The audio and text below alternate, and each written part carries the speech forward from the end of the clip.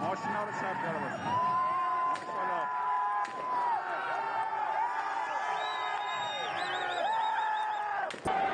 یا اول فصل خودتون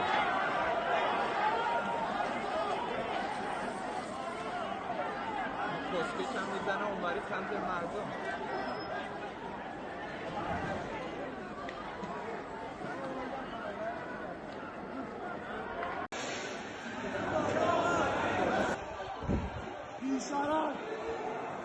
بیشرف های حرومزاده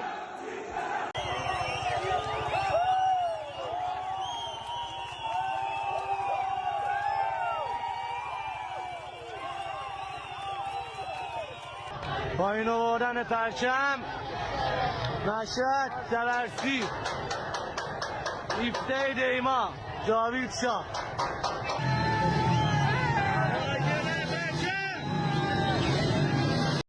Anti-government protests in Iran have entered a 13th day as the country faces economic turmoil. It's one of the most significant challenges to the Iranian regime in years. CBS News senior foreign correspondent Imtiaz Tayeb has more. Well, what we're seeing across Iran is not just a series of isolated protests. It is a nationwide movement that has now swept through all 31 provinces. Now, what began as discontent over the collapsing economy, things like rising prices, a plunging currency, and chronic power and water outages, but it's now rapidly evolved into something more widespread. It is anger at the entire system. Now, security forces have been deployed in force, and rights groups are now reporting dozens have been killed and many more injured and arrested as these clashes continue to escalate. We're also hearing reports of protesters confronting riot police who are firing back not only with tear gas, but also reportedly live fire. So as you can see, the leadership in Tehran is responding with an incredibly harsh crackdown. In fact, the supreme leader, the Ayatollah Khamenei, has vowed to crush what he calls anti-revolutionary elements, while hardline commanders are also pushing for zero tolerance. Still, the protest continues. People like students, workers, merchants, and ordinary families out on the streets, not just demanding relief from economic pain, but many are openly chanting against the leadership and the clerical establishment itself. So the latest really is this: a large, sustained, and increasingly defiant movement that is confronting a leadership determined to hold on, even as that leadership's legitimacy is clearly under strain in ways we have not seen in years. Back to you. Imtiaz Tayeb, thank you. Moving overseas now, Iranian officials have cut off internet and phone service for the country in an attempt to curb protests, which escalated overnight. Thousands of people flooded the streets across multiple cities after Iran's exiled crown prince urged Iranians to make their voices heard. The protests started over worsening economic conditions and have grown to include calls for regime change. Dozens of people have died and more than 2,000 have been detained in the demonstrations over the last 2 weeks. This morning, Iran's supreme leader vowed he would not back down. He also accused President Trump of inspiring the protests. Meanwhile, Trump has threatened action if Iran kills protesters. Samantha Vinograd is with me now to discuss. Sam, it's great to see you.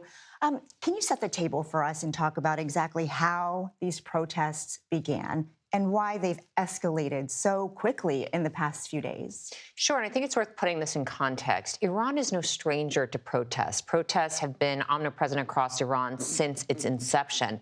However, these protests do feel different, Weija. These protests started really by the bazaris, by the shopkeepers, who started protesting over rising prices and economic conditions. Inflation is around 42%. The rial, the currency in Iran, has tanked. Purchasing power is horrible. These protests started, they quickly spread across the country. More folks are getting involved, and they have evolved into calling for political demands as well, including the overthrow of the 86-year-old supreme leader.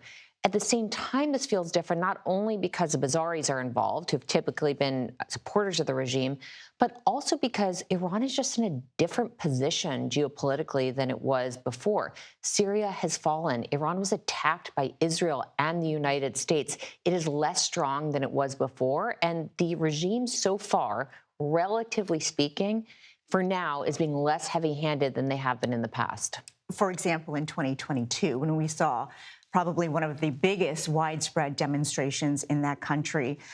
Moving forward, what is the big difference in terms of the plate of options they have to curb these protesters compared to, 4 years ago? Well, in terms of alleviating the underlying drivers of the protests, the economic conditions, their hands are tied. They are under crippling sanctions because of their nuclear program, support for proxies, and more. And the only pathway to lifting those sanctions is really some sort of nuclear deal with the Trump administration. So we'll see if this in any way does kickstart more of a dialogue with the United States. But what many of us are watching for is whether the regime does heed President Trump's warning that he will respond with lethal force to help protesters if Iran engages, if the regime engages in more violence or not. So the next couple of days are going to be incredibly instructive. And the president has many times in recent days said that Iran would be, quote, hit hard if they continue to kill protesters. Can you talk about what the precedent is for U.S. intervention in a situation like this?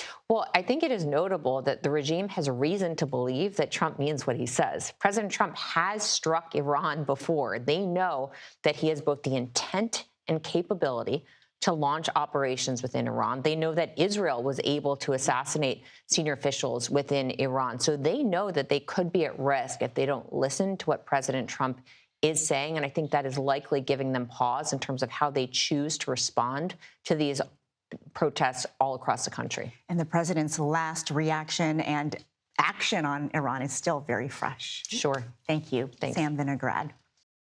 The arrests and a nationwide internet and phone service blackout, the unrest continues to escalate. Supreme Leader Ayatollah Ali Khamenei says vandals are trying to please President Trump. For more on this, I want to bring in Masih Alinejad. Masih is an Iranian journalist, activist, and author of The Wind in My Hair, My Fight for Freedom in Modern Iran. Masih, thank you again for being here. Initial protests broke out last month over the country's crippled economy, but they've since widened into a broader anti-government movement, right? How did that pivot and why? First of all, I have to say that the Iranian regime, right now that I'm talking to you, has shut down the internet. My heart is pounding, and I am feeling anxious, because we have no idea what they are going to do when they actually try to hide their brutality, the crime that they are committing against humanity. I've been now receiving some messages from people who are using Starlink, saying that numbers of people getting killed increasing. They see with their own eyes in the street that how people get shot to death. So that's why I even don't know what's going to happen to people who actually send me videos. The family members of those who have been killed, they are sending messages to people outside Iran and saying they need help. Masih, is this something unlike anything you've seen before? No.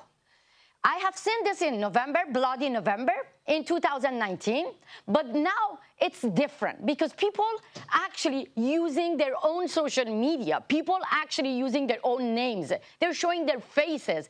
They have no fear to say that loud, President Trump, we need your help. This is what the people of Iran are saying now. And I'm telling you why.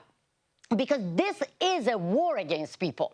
The regime actually waged war against its own people. When they shut down the internet, Ali Khamenei is using the same social media platform that they kicked out 80 million people from the social media. Ali Khamenei, the Supreme Leader of Islamic Republic, now is on Twitter and ordering massacre. He actually saying that we're not going to give up our fight. Do you think that this is the end for him? It is, and that's why he's fearing. That's why he is fearing the end of his regime. That's why he's ordering massacre. That's why he's absolutely blackout, total blackout. So that's why I'm nervous. So for me, when I came to your show the first day, I said the Iranian regime is going to open fire. The second time I said 10 people got killed. The third time I said 20 people. Yesterday I said 40 people. And now I don't know because I receive messages. People say that hundreds of people are being shot by the same regime. So for President Trump, who promised 3 times that he is going to save the peoples of Iran, now the time has come to intervene. It's not me saying that. Now the Kurds are actually asking people to take to the street. The son of the last Shah of Iran asked people to go to the street. The Baluchi asked people to go to the street. Every single person that I am in touch, they are saying that the time has come for the free world to intervene. Well, Masih Alinejad, we appreciate you coming on. Please keep us posted. Thank you. Meanwhile, President Donald Trump has a new warning for Iran as a new wave of deadly protests spread across that country. In the past, they've started shooting the hell out of people, and all of a sudden people without any weapons whatsoever are standing there and you have machine guns gunning them down, or they take them to prisons and then hang them and kill them. So they played rough, and I said, if they do that, we're going to hit them very hard. Well, we're going to hit them hard. We're ready to do it. If they do that, we're going to hit them hard. I have put Iran on notice. If they do anything bad to these people, we're going to hit them very hard. So this just in, as we look at these protesters spilling out into the streets, Iran's supreme leader responding by vowing to ramp up security forces to crack down on these very protesters. In fact, in his words, the people you're seeing here are terrorists. Let's go live now to CBS News Middle East reporter Courtney Keeley. Courtney, good to talk to you. Massive demonstrations. World superpowers now looking at them very much through 2 different lenses. What's the latest?